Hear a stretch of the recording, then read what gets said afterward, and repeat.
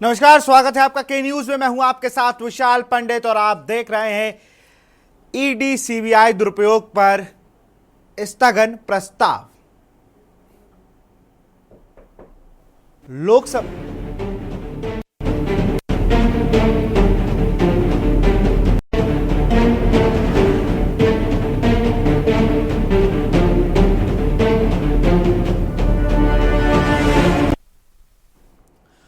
लोकसभा में विपक्ष के नेता और कांग्रेस सांसद राहुल गांधी ने शुक्रवार को सनसनीखेज दावा कर दिया।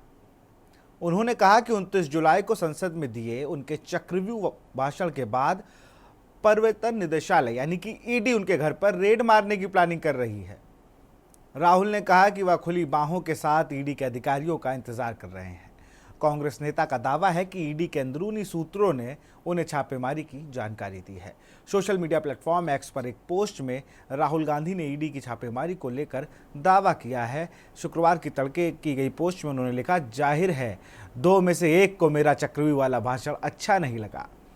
ईडी के अंदरूनी सूत्रों ने मुझे बताया कि छापेमारी की तैयारी हो रही है। मैं ईडी का खुली बाहों के से इंतजार कर रहा हूं। चाय और बिस्कुट मैं खिलाऊंगा। राहुल ने अपनी इस पोस्ट पर प्रवर्तन निदेशालय के आधिकारिक एक्स हैंडल को भी टैग किया है। दरअसल राहुल गांधी की तरफ से यह दावा ऐसे समय पर किया गया है जब उन्होंने 29 जुलाई को लोकसभा में बजट पर बोलते हुए प्रधानमंत्री नरेंद्र मोदी पर हमला बोला था। उन्होंने कहा था कि देश के किसान, मजदूर और नौजवान डरे हुए हैं। राहुल ने कमल के निशान को हर जगह दिखाने के लिए पीएम मोदी की आलोचना की और दावा किया कि 21वीं सदी में एक नया चक्रव्यूह रचा गया है। राहुल ने कहा था, कुरुक्षेत्र में हजारों साल पहले 6 लोगों ने अभिमन्यु को चक्रव्यूह में फंसा कर मारा था। मैंने थोड़ी रिसर्च की और मुझे पता चला कि चक्रव्यूह का पद्मव्यूह किस तरीके के तौर पर जाना जाता है, जिसका मतलब कमल के आकार से है। चक्रव्यूह कमल के आकार का होता है। 21वीं सदी में भी एक नया चक्रव्यूह बना है जो बिल्कुल कमल की तरह दिखता है। कांग्रेस नेता ने आगे कहा, प्रधानमंत्री इसका निशान अपनी छाती से लगाए हैं जो अभिमन्यु के साथ किया गया था। आज वो भारत के लोगों के साथ किया जा रहा है। युवाओं, किसान, महिलाओं, छोटे और मध्य व्यापारियों के साथ किया जा रहा है। अभिमन्यु को 6 लोगों ने मारा था। आज भी केंद्र में चक्रव्यूह के भीतर 6 लोग हैं। आज भी 6 लोग भारत को कंट्रोल करते हैं। ये लोग नरेंद्र मोदी, अमित शाह, मोहन भागवत, अजीत डोभाल और अंबानी और अडानी हैं। अब इस पर सियासत गर्मा गई है। उसी दिन से बड़ा बवाल था। अब पहले तो समझ लेते हैं ये स्थगन प्रस्ताव है क्या। स्थगन प्रस्ताव वो होता है जब किसी भी चीज को केंद्रित करके और सदन में सारे मुद्दों को अलग किया जाए कि नहीं, सबसे पहले इस पर चर्चा होनी चाहिए, इस पर बात होनी चाहिए। वही काम किया है कांग्रेस ने। इसमें 50 सांसदों की आवश्यकता होती है। 50 सांसद स्पीकर के पास जाते हैं, स्पीकर सहमति देता है और फिर इस पर चर्चा होती है। और ये एक मुद्दा नहीं है। इस प्रस्ताव में सिर्फ इनका दुरुपयोग करने के मुद्दे पर नहीं रहेगी विपक्ष इस पर भी बात करेगा कि इलेक्टोरल बॉन्ड की जो बात संजय सिंह ने कही, उन्होंने कहा कि जो कंपनी इंटीरियर डिजाइनिंग थी उनको उसने 50 करोड़ का electoral bond Bharatiya Janata party को दिया और उसके बाद सदन में पानी टपक रहा है। इस पर कब कार्रवाई होगी? वो लोग सिर्फ भाजपा पर आरोप लगाया कि भारतीय जनता पार्टी सिर्फ अपने लोगों को इस्तेमाल कर रही है, उनसे रकम लेती है और उन्हें टेंडर देती है। कई मुद्दे जो लोग सोच रहे थे कि शायद विपक्ष भूल गया है चुनाव के बाद, ऐसा हुआ नहीं। जाति जनगणना को लेकर जो बात थी उसको बहुत ही बेबाकी से विपक्ष ने रखा। जो बात रोजगार की थी उस बयान में आप सुन सकते हैं किसानों और मजदूरों और महिलाओं की बात। तो कहीं ना कहीं लोग अब भारतीय जनता पार्टी के काउंटर देते नहीं बन रहे हैं। कई बयान हैं वो भी सुनाएंगे, लेकिन जिस बयान पर सबसे बड़ा आज की देश की सबसे बड़ी खबर जो राहुल गांधी ने दी कि मेरे खिलाफ ईडी की कार्रवाई होने जा रही है, वो बयान एक बार सुनिए जरा।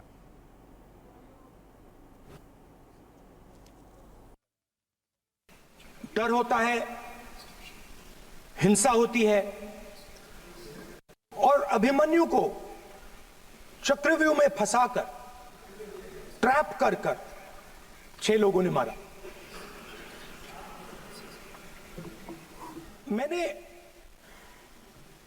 चक्रव्यूह के बारे में थोड़ी रिसर्च की और पता लगा कि चक्रव्यूह का एक दूसरा नाम होता है पद्मव्यूह, मतलब लोटस फॉर्मेशन। तो जो चक्रव्यूह होता है स्पीकर सर, वो लोटस के शेप में होता है, कमल के फूल के शेप में होता है। 21वीं सदी में सर एक नया चक्रव्यूह तैयार हुआ है। स्पीकर सर, वो भी लोटस की शेप में है सर, और उसका चिन्ह प्रधानमंत्री जी अपनी छाती पर लगा के चलते हैं। सर, जो अभिमन्यु के साथ किया गया था, जो अभिमन्यु को चक्रव्यूह में फंसाया गया था, वही हिंदुस्तान के साथ किया गया है। हिंदुस्तान के युवाओं के साथ, हिंदुस्तान के किसानों के साथ, हमारी माताओं बहनों के साथ, स्मॉल बिजनेसेस के साथ, मीडियम साइज बिजनेस के साथ। सर, अभिमन्यु को 6 लोगों ने मारा था। उनके नाम द्रोणाचार्य, कर्ण, कृपाचार्य, कृतवर्मा, अश्वत्थामा और शकुनी। सर, आज भी चक्रव्यूह के बीच में 6 लोग हैं। साफ साफ दिखाई देता है चोर की दाढ़ी में तिनका। कहीं ना कहीं कुछ अपराध किए हुए हैं। पहले भी दोनों माँ बेटे 5,000 करोड़ के घोटाले की जमानत पे छूटे हुए हैं। पहले ही अनेकों ने घोटालों के अंदर ये लिप्त पाए गए हैं और इस कारण से लगता है इनको डर वाजिब है। और इनके जो सरकारें चल रही हैं उसके अंदर लगातार पकड़े जा रहे हैं, नगद नोट पकड़े जा रहे हैं, गड्डियाँ पकड़ी जा रही हैं। तो मुझे लगता है कि वो उनका डर स्वाभाविक है, क्योंकि उन्होंने ऐसे काम किए हुए हैं। और अंदर की बात है तो अंदर की बात उनको कैसे मालूम पड़ती है, इसका मतलब है लोकतंत्र के अंदर कहीं जहाँ घुसपैठ वो रखते हैं, अलोकतांत्रिक तरीके से काम कर। ये ईडी और सीबीआई का इस्तेमाल तो लगातार बड़े नेताओं पर हो रहा है, जो भी भाजपा के खिलाफ बोलते हैं उन पर इस तरह के। हमारे स्टेट में आप देखिए कि इस तरह से हेमंत सोरेन जी को बिना किसी प्रूफ के 5 महीने तक जेल में रखा गया एमपी इलेक्शंस के पहले। तो उसके बाद हाई कोर्ट ने भी कहा, सुप्रीम कोर्ट ने भी कहा कि उनके खिलाफ ईडी के पास कोई सबूत नहीं है, वो बेल पे हैं। तो ये तो सब जान रहे हैं कि, और इलेक्टोरल बॉन्ड सामने आने के बाद से ये भी पता चल गया है कि किस तरह से लोगों को डरा धमका के चंदे का भी जो खेल चल रहा है। तो ये अब क्या कहेंगे, लोकतंत्र बहुत ही खतरे में है। नाम पर लोगों को भ्रम फैलाया, आज वो संविधान का तार तार तोड़ने का काम किया है। सदन चल रहा है, देश का दुर्भाग्य है कि ऐसा लुच्चा झुट्ठा एलओपी हुआ है। सदन में आके बोलना चाहिए, वो बताएं कि कौन व्यक्ति उनको फोन किया है। ये शर्मिंदित हैं जो अनुराग ठाकुर ने इनसे पूछा, अभी तक देश को नहीं बता पाए हैं, अनुराग ठाकुर के प्रश्नों का जवाब नहीं दे पाए। देखिए, भारतीय जनता पार्टी अब तक अपने चुनावी नतीजों से, जो कहते हैं रिजल्ट से, जो सीखनी चाहिए उससे बाज नहीं आई है। अपने जो लेसन सीखने चाहिए थे वो लेसन उनको मिल नहीं रहे हैं। जनता देख रही है किस तरीके से एजेंसीज का दुरुपयोग कर कर विपक्ष के नेताओं को घेरने का काम कर रहे हैं। आज हमारी सारी इंडिपेंडेंट एजेंसीज ने घुटने टेक दिए हैं केंद्र सरकार की तरफ और केंद्र सरकार के फरमानों का काम करते हैं। आज राहुल गांधी जी एलओपी होने के नाते वो मुद्दे उठा रहे हैं जो जनता से जुड़े हुए मुद्दे हैं, और उनके ऊपर ईडी की रेड करना, जो वो कह रहे हैं कि उनको सोर्सेज के आधार पर पता चला है, दिखा रहा है कि भारतीय जनता पार्टी तिलमिलाई हुई है, घबराई हुई है, इसलिए वो इस तरीके के हथकंडे अपना रही है। आज तक जो भी एमपीज़ को या ऑपोजिशन लीडर्स को इन्होंने अरेस्ट किया है, उनके पास ना सत्य है ना तथ्य है। आज तक अरविंद केजरीवाल जी हों, मनीष सिसोदिया हों, या सत्येंद्र जैन हों, संजय राउत जी हों, हेमंत सोरेन जी हों, संजय सिंह हों, उन्हीं विपक्षी नेताओं को घेरने का काम किया है जो प्रखरता से उनके खिलाफ आवाज़ उठाते हैं। शर्मनाक है। और अगर इस तरीके के काम होगा कि ईडी अगर उनके दरवाजे खटखटाएगी, हम सब इंडिया अलायंस के पार्टनर्स उसको पुरजोर तरीके से उसका विरोध। तो इंडिया अलायंस अपनी तरह से इसका विरोध करेगा और विरोध करेगा भी, करना भी चाहिए भाई। अपने नेता हैं और नेताओं को लेकर जो चीज़ें हैं वो क्लियर होती रहनी चाहिए। अब एलओपी हैं तो जाहिर सी बात है उनके पास कुछ तो सूत्र होंगे ही। अब मैं केंद्रीय मंत्री गिरिराज सिंह की भाषा सुन रहा था, मुझे अच्छी नहीं लगी। राजनीति में भाषा बहुत संयमित होनी चाहिए। बहुत बड़े नेता हैं, मैं उन्हें नहीं बता सकता, उन्हें नहीं समझा सकता, लेकिन राजनीति में अगर भाषा ने अपनी सभ्यता छोड़ दी तो फिर वो राजनीति नहीं रहती है, फिर वो आपसी मतभेद हो जाते हैं। मुझे पता है कि संसद में आगे पीछे बैठकर आप एक दूसरे से हंसी ठिठोली कर लेते हैं, लेकिन किसी के सामने इस तरीके से कोई भी नेता किसी भी पार्टी का इस तरीके से आपको शब्द शोभा नहीं देते। आप मंत्री हैं, आप इतनी बड़ी पार्टी, दुनिया की सबसे बड़ी पार्टी के सांसद हैं, जैसा कि आप लोग बताते हैं। दुष्यंत गौतम भी 5,000 करोड़ का घोटाला और तमाम चीज़ों पर बात कर रहे थे। उसमें एक बात जो मुझे प्रियंका चतुर्वेदी की बहुत अच्छी लगी कि उन्होंने कहा कि Rahul Gandhi as an LOP, leader of opposition, जो बातें उठा रहे हैं वो आम जनता से जुड़ी है और ये भी जुड़ी है। भाई ED CBI अभी तक चल रहा था कि भाजपा शामिल हो जाओ, ED CBI नहीं आएगी, अब उसका उल्टा हो रहा है। झारखंड में क्या हुआ सब लोग देख रहे हैं। तो इसी को लेकर आज स्थगन प्रस्ताव है, स्थगन प्रस्ताव के तहत चर्चा होगी और विशेष तौर पर ये जो एजेंसीज हैं इनके दुरुपयोग को लेकर ही विपक्ष चर्चा करेगा और पूरे हंगामे के आसार हैं। हमारे साथ मेहमान जुड़े हुए हैं, अनीस अंसारी है बीजेपी नेता, बहुत बहुत स्वागत है। अखिलेश सिंह विजय संवाददाता हमारे दिल्ली से जुड़े हुए हैं, आपका बहुत बहुत स्वागत है। अंकुश चौधरी मेरठ से हैं हमारे साथ, आप नेता हैं, और माफ करिएगा अवनीश काजला जी हैं कांग्रेस नेता, और तनु दीक्षित राजनीतिक विश्लेषक। सबसे पहले तो मैं अखिलेश सिंह का रुख करूंगा। अखिलेश जी हमारे विशेष संवाददाता हैं, दिल्ली से हैं और लगातार इस खबर पर नजर बनाए हुए हैं। अखिलेश जी, किस तरीके के संसद की अभी हम बात कर लें, वहां पर क्या स्थिति है और विपक्ष के नेताओं से आपकी बात हुई तो उनका क्या कुछ कहना है?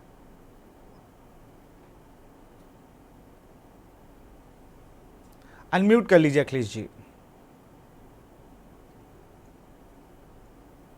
देखिए, आपको बता देता हूं कि कांग्रेस के तरफ से लगातार, कांग्रेस ही क्या कहा जाए कि समूचा विपक्ष लगातार ये कहा है कि केंद्र सरकार यानी मोदी सरकार की तरफ से जो भी केंद्रीय एजेंसियां हैं वो किसी भी जांच में लगी हो, वो किसी न किसी तरह से विपक्ष के नेताओं को टारगेट करती हैं। विपक्ष के नेताओं के साथ भेदभाव के साथ वो जांच एजेंसी काम करती हैं। यहाँ तक कि विपक्ष की तरफ से आरोप लगाया जाता है कि अगर 100% केसेज की बात की जाए तो इसमें 90% से ज्यादा, यहाँ तक भी कई तो 99% केसेज बोलते हैं जिनमें विपक्ष के खिलाफ ही ये जांच एजेंसियां जांच कर रही हैं। सरकार के साथ जो लोग हैं उनकी जांच नहीं कर रही हैं। जो लोग विपक्ष में हैं, अगर उनके खिलाफ कोई जांच एजेंसी काम करती है और अगर वो सरकार के साथ, सत्ता के साथ आ जाते हैं तो उनके साथ भी एजेंसियां काम जांच अपनी रोक देती हैं या किसी न किसी तरह की उनको राहत दी जाती है।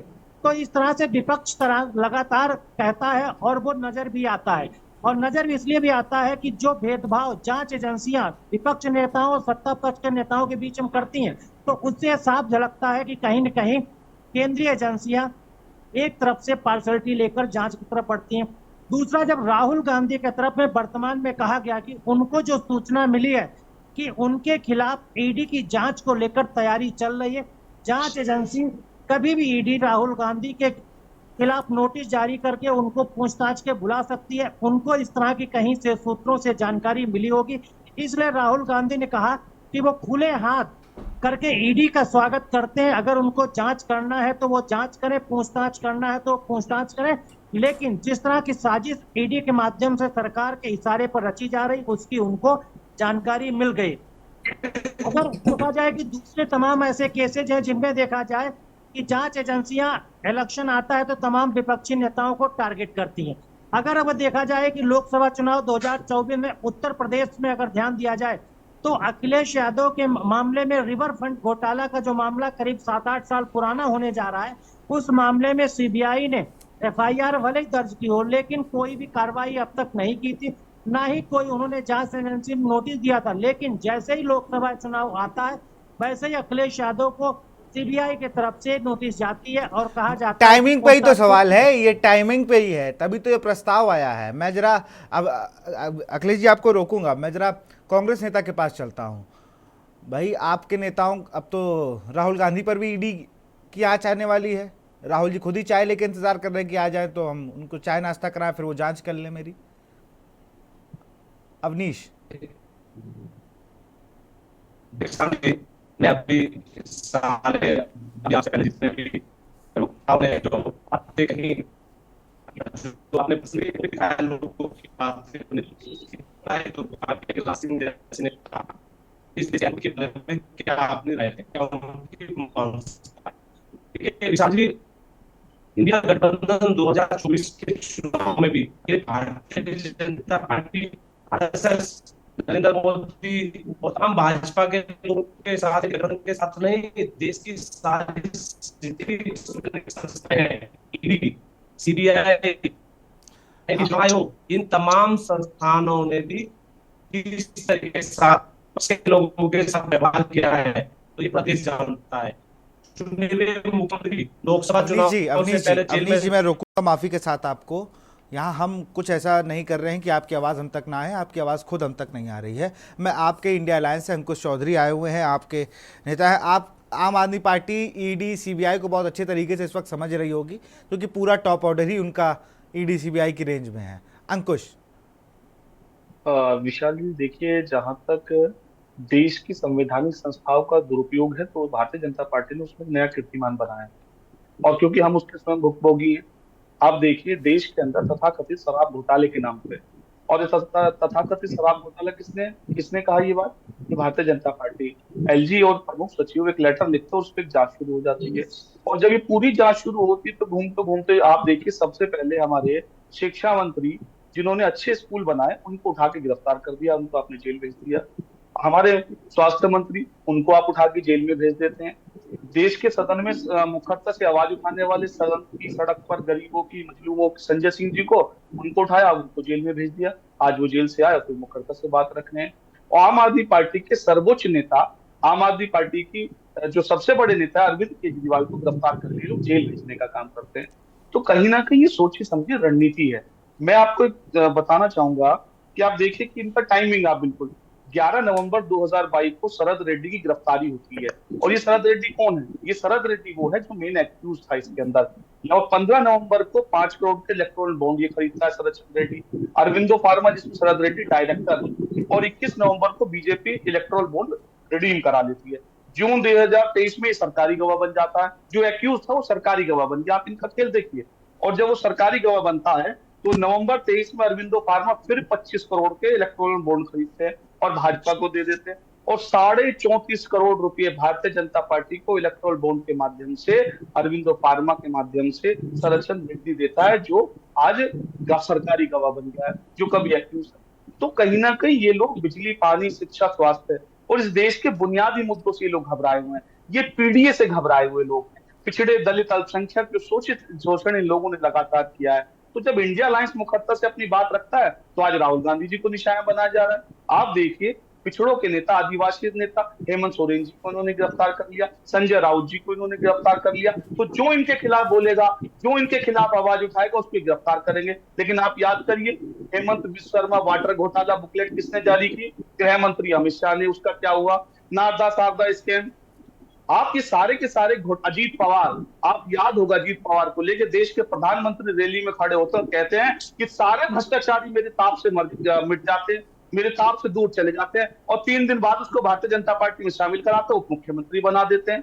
तो ये भाजपा का दोहरा चरित्र जनता जान चुकी है, और इंडिया अलायंस पूरी मजबूती के साथ है। इस देश के तमाम लोग, अभी आप देखते प्रोटेस्ट हुआ, पूरा इंडिया अलायंस एकजुट है। अरविंद जी का मामला हो, और चाहे आज राहुल गांधी जी का जो, हाँ, ये अच्छी बात है कि इंडिया अलायंस एकजुट है, वरना अनीस भाई तो इंतजार में है कि आप बोल लें तो फिर हम जवाब दें इंडिया अलायंस कहाँ कहाँ एकजुट है।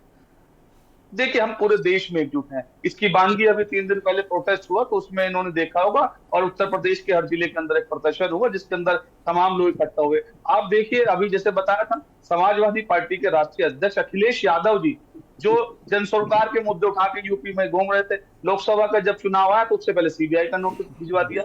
तो केंद्रीय जांच एजेंसियों का लगातार दुरुपयोग भारतीय जनता पार्टी कर रही है।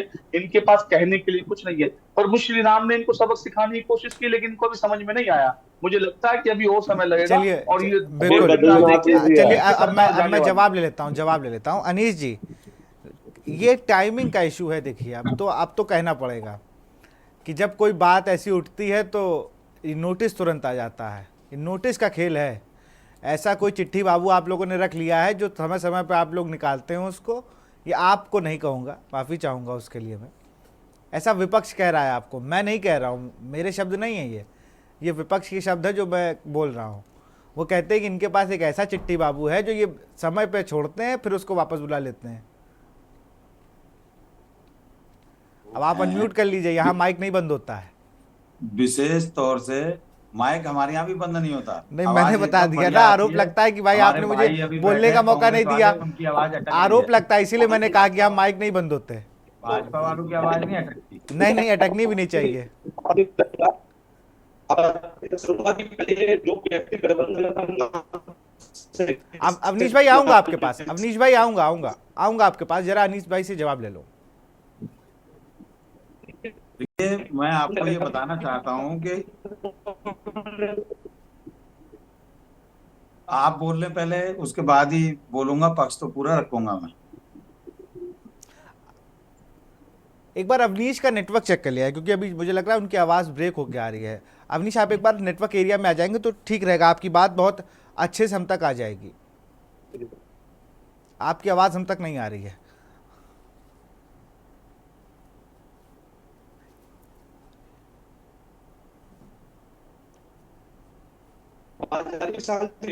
नहीं नहीं, आपकी आवाज़ ब्रेक हो रही है, आप एक बार फिर से रीजॉइन कर लीजिए, आप एक बार रीजॉइन कर लीजिए, तब तक मैं अनीस भाई का पक्ष जानता हूं।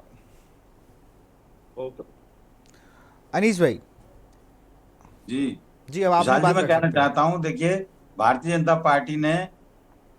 पार्टी ने जो ईडी और सीबीआई, ये निराधार आरोप है कि इनका इस्तेमाल कर रही है, ये कर रही है। मैं आपको ये बता देना चाहता हूं कि कांग्रेस की सरकार ने सन 1997 में घोटाला में लालू प्रसाद यादव जी को 4 घोटाले में जेल भेजा। उस समय भाजपा सरकार नहीं थी। अवैध खनन में येदियुरप्पा को जेल भेजा गया सन 2011 में, भाजपा की सरकार नहीं थी। 2014 में आय से अधिक संपत्ति के मामले में जयललिता को जेल भेजा गया था, भाजपा की सरकार नहीं थी। अवैध खनन में हेमंत सोरेन को 2024 में जेल भेजा गया था। 2008 में एक घोटाला हुआ, 2G स्पेक्ट्रम घोटाला, ए राजा और कनमोजी जी को जेल भेजा गया।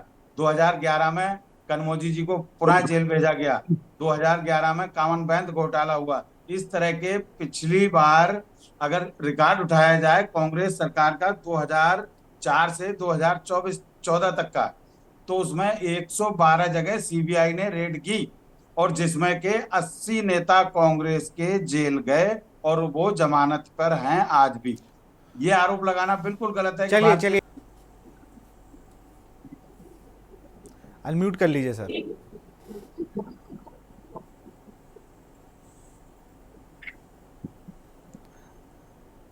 अनीश भाई, सुन नहीं पा रहे हम आपको।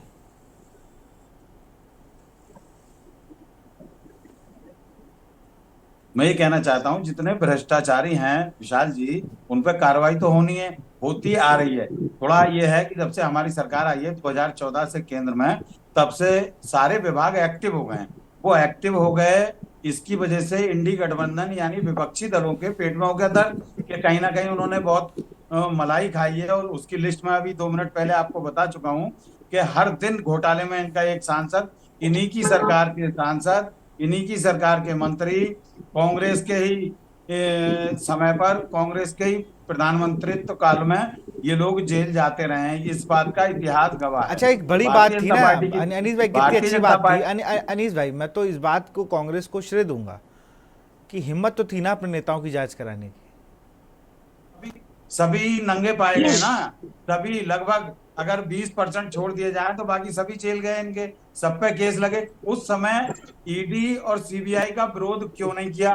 वो स्वतंत्र संस्थाएं, उन्हें अपना काम करने दीजिए। आप बाबू सिंह कुशवाहा के बारे में क्या आपको कल तक पता था? अभी जब हम लोगों की डिबेट शुरू हुई उस समय तक हम लोगों को भी पता नहीं था कि वहां सीबीआई छापा मारेगी, ईडी छापा मारेगी, वहां करोड़ों की जमीन बरामद होगी, पता नहीं। बाकी आगे देखा जाएगा क्या क्या बरामद होता है। ये आया कहां से?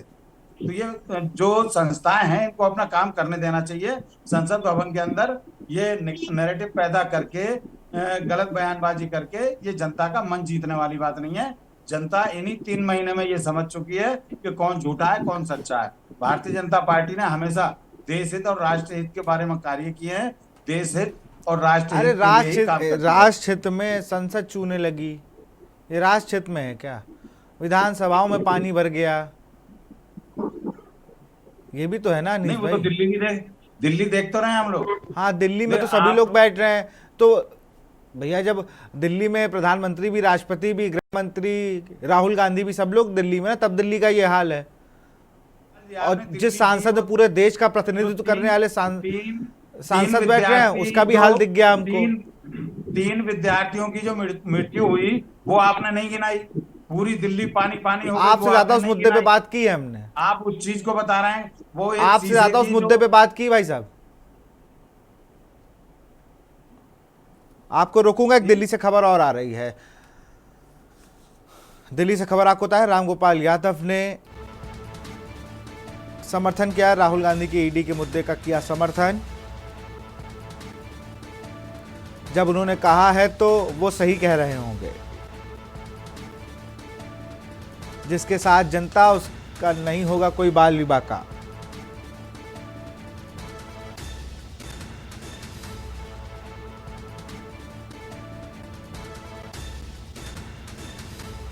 दिल्ली से खबर, सपा सांसद रामगोपाल यादव ने जताया समर्थन।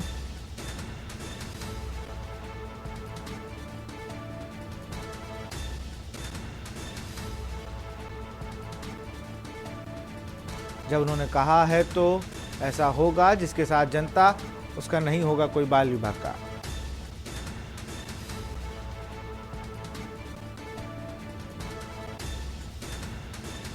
देखो, मैं जरा तनुज दीक्षित का रुख करूंगा। तनुज, राजनीतिक भूगोलिक स्थिति अगर देखी जाए तो यहाँ तो बड़ा, अब एक जन सपा सांसद पे कार्रवाई भी देख रहे हैं हम इसी समय, और अब समाजवादी पार्टी के जो मुख्य राष्ट्रीय महासचिव हैं वो तो समर्थन दे रहे हैं कि अगर उन्होंने कहा है तो ऐसा होगा जरूर।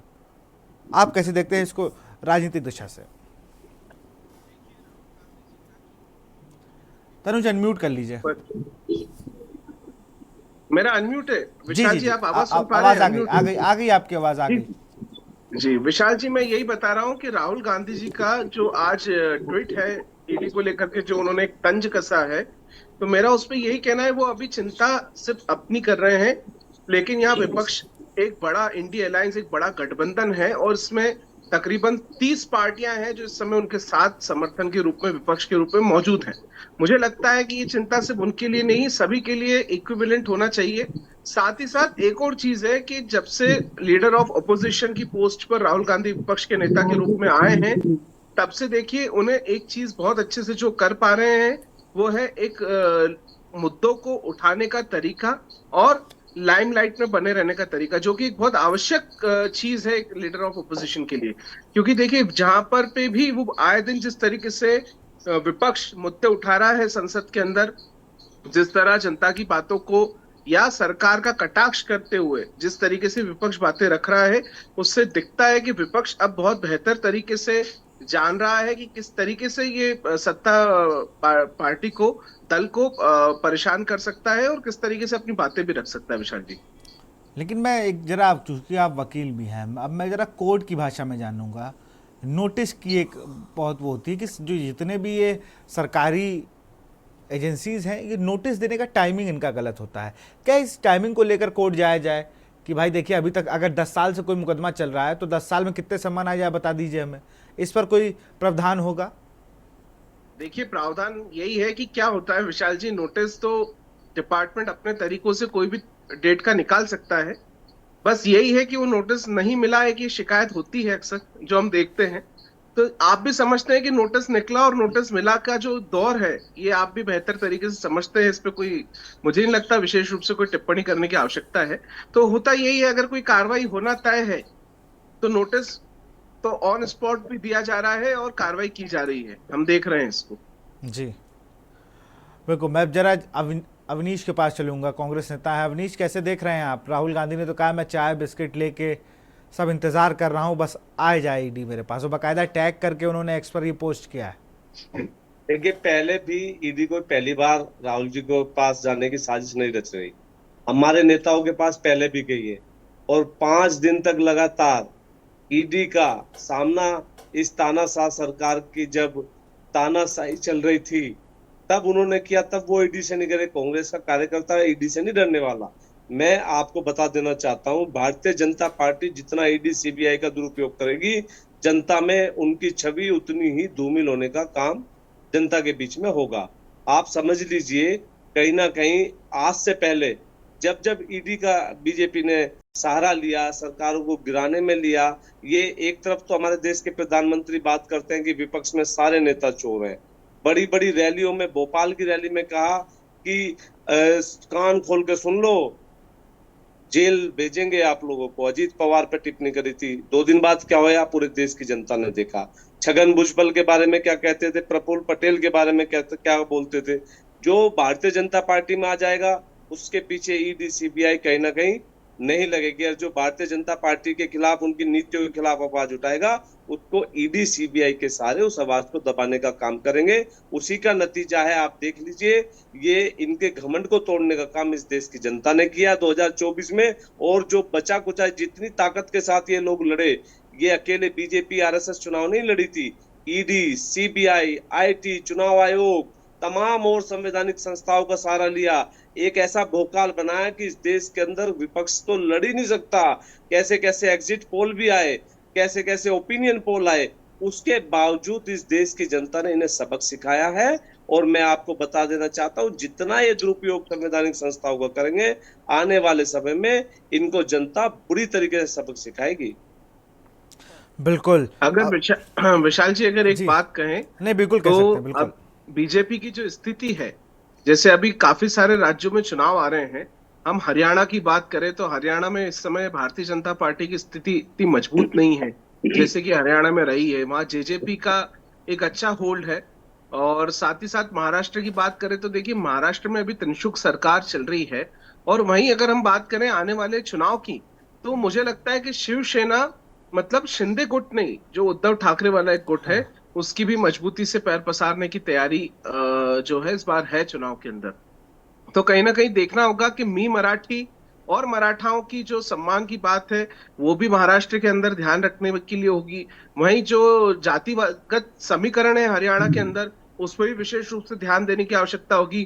झारखंड की बात करें, शायद इस बार जम्मू कश्मीर में भी 10-12 साल बाद जो है चुनाव हो, वो भी एक चर्चाओं का विषय है। तो देखना यही है कि अब बीजेपी की जो अगले लोकसभा चुनाव के पहले स्थितियां हैं, वो इन प्रदेशों के चुनाव से भी बहुत हद तक निर्भर करेगी। और जनता का जो समर्थन है वो बताएगा कि वो क्या आने वाले समय में उपेक्षा करती है। जी बिल्कुल बिल्कुल बिल्कुल। मैं विशेष संवाददाता अखिलेश सिंह लगातार इस खबर बने हुए हमारे साथ। अखिलेश, अगर हम बात करें राहुल गांधी के बयान के बाद सियासी हलचल जो बढ़ गई, गिरिराज सिंह कह रहे हैं कि उन्होंने तू तड़ाक पर आ गए, दुष्यंत गौतम कह रहे हैं कि चोर की दानी वितरण का 5,000 करोड़ का घोटाला पहले ही दोनों लोग करके बैठे हैं, और कांग्रेस कह रहे हैं कि उनके पास कुछ नहीं है, तो ये ईडी सीबीआई को लेकर ही ये कर सकते हैं और कुछ नहीं है उनके पास, क्योंकि वो जनता की बात उठा रहे हैं। इधर विपक्ष ने क्या किया है कि स्थगन प्रस्ताव लेके आ गई है संसद में।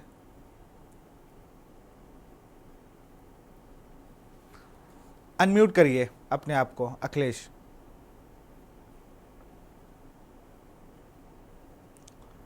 अखिलेश अनम्यूट कर लीजिए अपने आप को। देखिए, आपको बताते हैं कि कांग्रेस के तरफ से स्थगन प्रस्ताव सदन में लाया गया। संसद में स्थगन प्रस्ताव लाने के पीछे यही मंशा है कि खुले मंच पर एक बार सीबीआई ईडी के दुरुपयोग विपक्ष के नेताओं के खिलाफ हो रहा है, उसको लेकर सदन में चर्चा होनी चाहिए।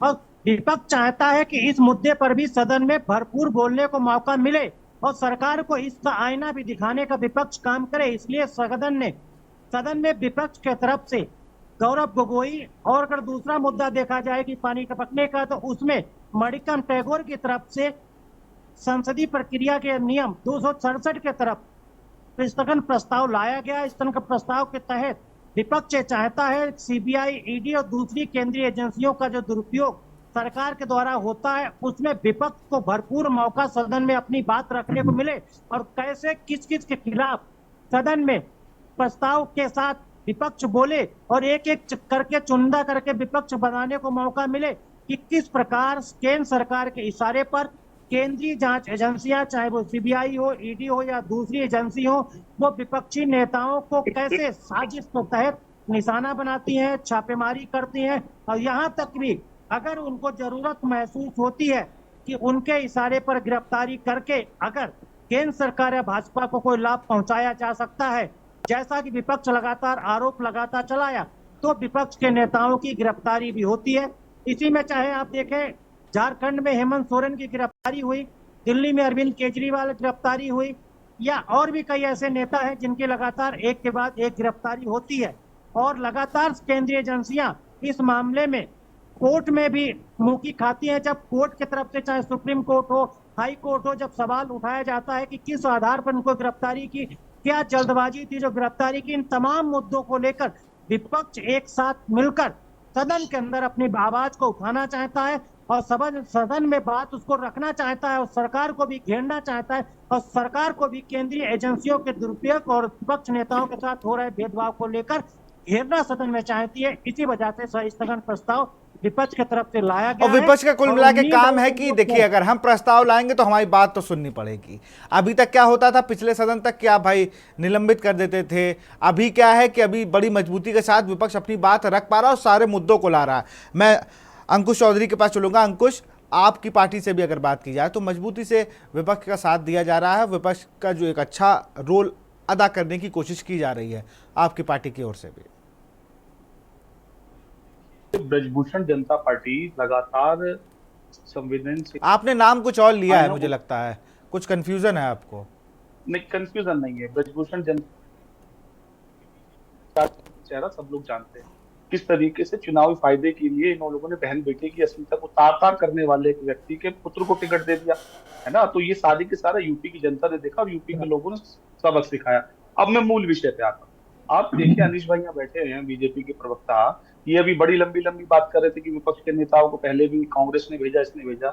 हमें ये बताइए कि वो वाटर बुकलेट जो छपी थी, जो अमित शाह छपवा के असम में बैठ के प्रेस कॉन्फ्रेंस कर रहे थे हेमंत शर्मा के खिलाफ, वो कहाँ चली गई? बुकलेट कहाँ खो गई भैया?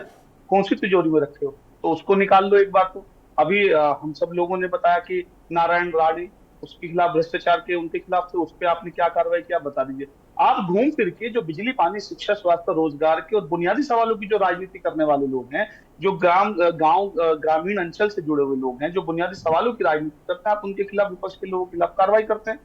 ऐसा क्यों? तो विपक्ष एकजुट है। इंडिया अलायंस इस देश के जनमानस की भावनाओं के अनुरूप बना हुआ एक ऐसा अलायंस है जो उनके बुनियादी मुद्दों को देश के सर्वोच्च सदन में और सड़क पे लगातार उठा रहा है। आम आदमी पार्टी के राज्यसभा सांसद संजय सिंह का उनका गुना क्या था? आप जान के ताज्जुब करेंगे कि मुखरता से भाजपाइयों के जो भी इनके चाल चरित्र चेहरा था उसको जनता के सामने उजागर कर रहे थे, इसलिए इन्होंने कहा कि ठीक है भाई, गिरफ्तार करो।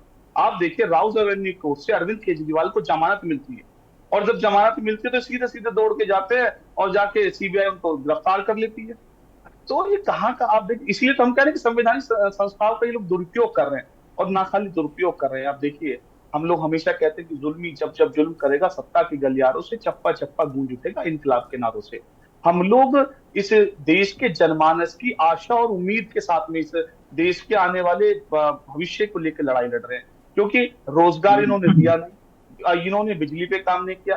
पूरा का पूरा उत्तर प्रदेश के अंदर आप देखिए बेरोजगारी चरम पे है, लोग हताश और निराश होकर बैठे हैं। इनके कुव्यवस्थाएं आप देख लीजिए, इनके प्रबंधन आप लोग देख लीजिए, तो हर जगह लोग तरसते हैं और भारतीय जनता पार्टी को उखाड़ फेंकने का लोगों ने काम बिल्कुल। किया। मैं बस क्योंकि टाइम की बाध्यता है अंकुश, मैं आखिरी अनीस के पास चलूंगा, अनीस भाई के पास, और उसके बाद डिबेट को क्लोज करूंगा। अनीस भाई, बड़े आरोप लग गए इतनी देर में, बहुत कम शब्दों में आपका जवाब चाहूंगा। शॉर्ट में बताऊंगा। अभी हमारे कांग्रेस के प्रवक्ता अवनीश जी ने एक बात कही थी, तानाशाह सरकार।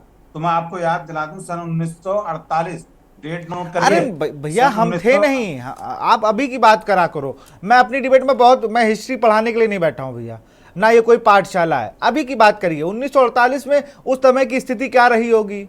हम 2014 के बाद की या 2009 के बाद की बात करते हैं ना। मजरू सुल्तानपुरी को इन्होंने जेल भेजा था। उन्होंने अपने एक लेख में देश के प्रधानमंत्री के लिए लिखा था कि ये तानाशाही सरकार है। उस पर मजरू सुल्तानपुरी को 2 साल के लिए जेल में भेज दिया। तानाशाही वो थी है हमारे यहाँ। आपको तो कहने की आजादी है। आप पूरे बड़े चैनल पर बैठ के आज देश के प्रधानमंत्री, मुख्यमंत्री, सरकार को, अरे हम कुछ नहीं कहते भाई, हम कुछ नहीं कहते, या आप हमें कह के मुझे और डरा रहे हो। मैं तो कुछ कहता ही नहीं हूं, मैं तो बहुत अदब के साथ रहता हूं। इंडी गठबंधन के लोग